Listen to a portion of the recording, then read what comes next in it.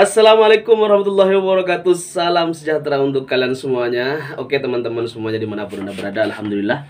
Hari ini kita kembali lagi di Sewot TV. Semoga memberikan manfaat, memberikan pencerahan dan tetap solid mendukung pasangan terbaik 2024. Dan semuanya baik-baik ya, semuanya baik. Prabowo baik, Ganjar baik.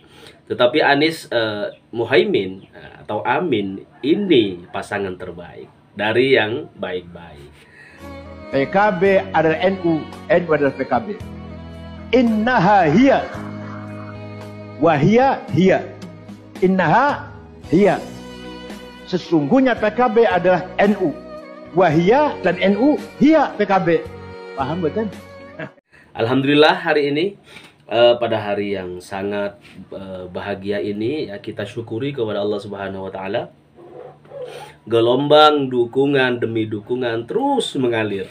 Ya, mulai dari yang kelompok yang kecil tapi pengaruhnya besar sampai dengan kelompok besar dengan pengaruh terbesar. Semuanya hari ini sedang dalam satu konsolidasi yang sama dengan kita, yaitu mendukung Anies Rashid Baswedan bersama Abdul Muhaimin Iskandar, disingkat menjadi Amin ya, untuk Indonesia yang lebih baik tentunya, lebih maju, bahagia warganya, Indonesia kotanya, Indonesia negaranya, kan begitu. Pemirsa dimanapun anda berada, isu soal hengkangnya Partai Keadilan Sejahtera ini adalah bumbu-bumbu politik ya, menjadi batu loncatan buat kita lebih semangat. Karena memang hari ini belum ada isu yang negatif untuk dimainkan ya, oleh kubu-kubu lawan, kubu sebelah ya, untuk men-take down suara basis pemilih baik di kelas paling kampung ya, paling pelosok di negeri ini. Tetapi sekali lagi bahwa isu-isu negatif yang terus disematkan untuk setidaknya menjatuhkan sedikit ya, dari nama baik Anies Baswedan dan Muhaimin Iskandar ini lagi-lagi mengalami kegagalan gitu. Dikit-dikit gagal, nyobain ini gagal, nyobain itu gagal gitu. Bahkan ada yang sejak kemarin selalu mensuarakan fitnah kudeta ya, fitnah kudeta yang dilakukan oleh calon wakil presiden kita Muhaimin Iskandar terhadap Maisyayikhina wa murabbi ruhina gitu kan, Waliullah Abdurrahman Wahid Gus Dur gitu. Nah, tudingan kudeta ini kemudian dijawab tuntas di acaranya Mata Najwa Najwa Shihab ya, acara Najwa Shihab, dan kalian harus sampai tuntas nontonnya biar nggak kepotong-kepotong. Bagaimana sih sebenarnya proses peralihan kekuasaan di tubuh Partai Kebangkitan Bangsa gitu. Yang faktanya ternyata Abdullah Muhaimin Iskandar ya, Caimin itu justru korban dari dari konstelasi politik ya, dari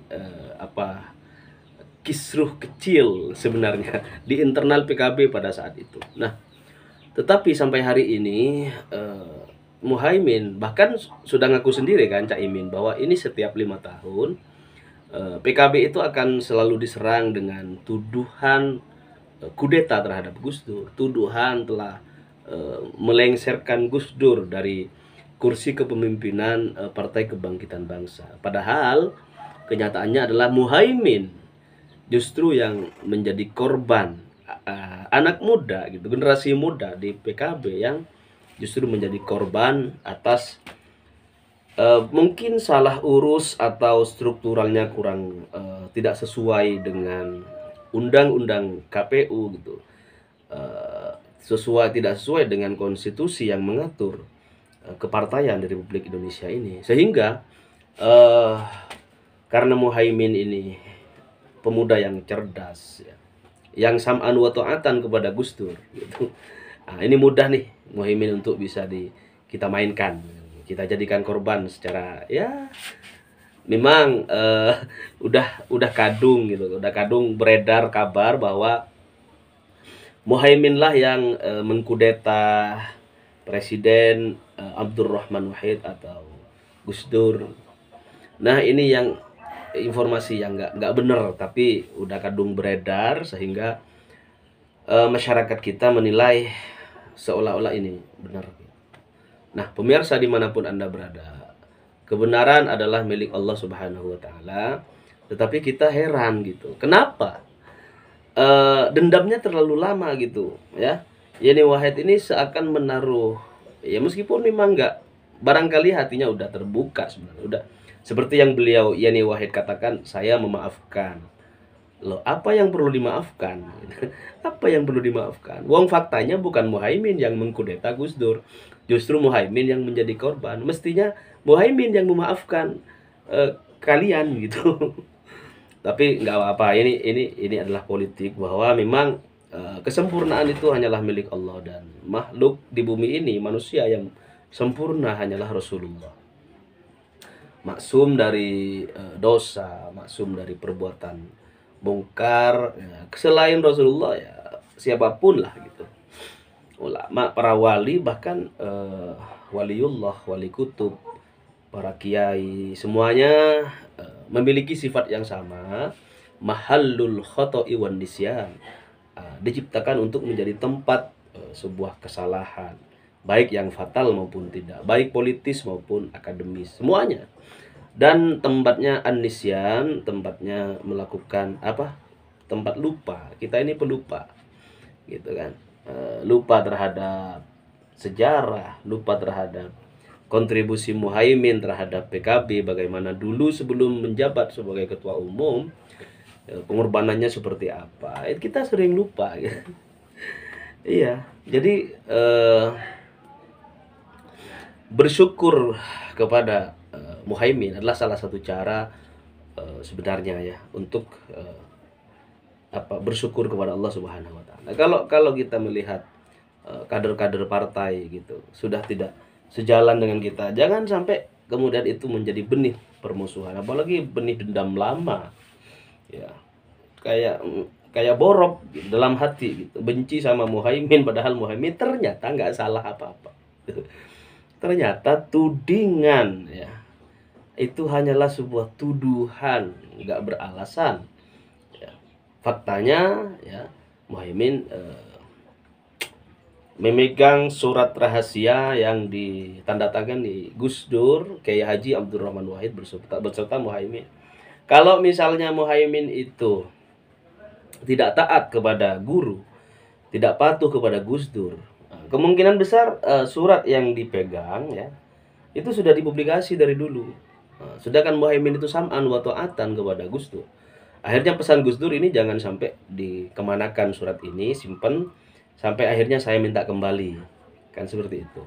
Jadi sejauh Gus Dur belum meminta surat itu aman bersama Muhaimin Iskandar sebagai murid yang taat kepada gurunya, Muhaimin Iskandar sebagai santri ya yang patuh terhadap petuah kiainya, Kiai Abdurrahman Wahid. Nah, pemirsa dimanapun Anda berada, nah kalkulasi politik antara PKS, PKB, kemudian Nasdem ini sudah menjadi komposisi yang sangat komplit tentunya. Secara hitung-hitungan politik semuanya udah pada lengkap, dan kita harap tinggal dukungan dari masyarakat yang harus tetap dikonsolidasi. Karena waktunya sudah sangat mepet, Oktober, November, Desember, Januari, Februari. Sekarang kita sudah sangat mepet, dan semuanya kita usaha yang keras. Sebagai relawan, mari kita galang dukungan. Jangan hanya menjangkau teman, tetapi lawan juga harus kita jangkau untuk saling bermaaf-maafan, agar mereka nggak salah pilih gitu. Artinya bahwa Allah sedang mengutus Anies Rashid Baswedan bersama Muhaimin Iskandar untuk bukan semata-mata demi kekuasaan, karena Anies Baswedan kita tahu tidak punya partai.